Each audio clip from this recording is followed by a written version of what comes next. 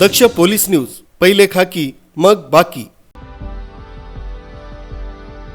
Police आयुक्त संदीप कर्णिक यांनी गुंडाविरोधी पथकाला नाशिक शहरातील अवैध शस्त्रे बाळगणारे विक्री करणाऱ्या इसमांवर लक्ष ठेवून कारवाई करण्याबाबत आदेशित केलं होतं। त्या अनुषंगाने किरण कुमार चव्हाण पोलीस उपायुक्त गुन्हे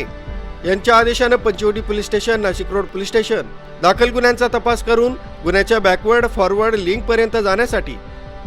या दोन्ही गुन्ह्यांचा तपास गुंडाविरोधी पथकाकडे वर्ग करण्यात आला होता। गुन्ह्याच्या तपासाबाबत सहाय्यक पोलीस आयुक्त संदीप पिटके यांच्या मार्गदर्शनाखाली पंचवटी पोलीस स्टेशन दाखल गुन्ह्याच्या तपासात जामिनावर असलेला आरोपी कुणाल महेंद्र चव्हाण राहणार पंचवटी नाशिक याच्या चौकशीत त्यानं गावठी कट्टा भावेश जोशी राहणार धुळे याच्याकडून विकत घेतल्याची माहिती दिल्यानं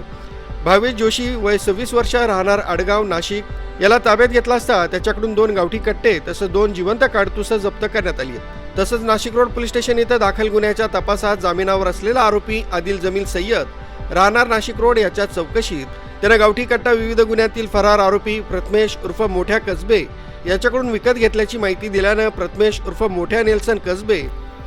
वय 27 वर्ष राहणार पवारवाडी नाशिक रोड यास ताब्यात घेतला असता त्याच्याकडून 1 गावठी कट्टा 1 जिवंत काडतूस जप्त करण्यात आले। या दोन्ही गुन्ह्यातील अटक आरोपी भावेश मिलिंद जोशी प्रथमेश उर्फ मोठ्या नेल्सन कसबे यांनी गावठी कट्टे जिवंत काडतुसे हे उमरटी राज्य मध्य प्रदेश इथून विक्रीसाठी आणले असल्याचं तपासात निष्पन्न झालंय। सदरची कारवाई पोलीस आयुक्त संदीप कर्णिक, पोलीस उपायुक्त किरण कुमार चव्हाण, सहाय्यक पोलीस आयुक्त संदीप पिटके यांच्या मार्गदर्शनाखाली गुंडाविरोधी पथकाचे प्रभारी अधिकारी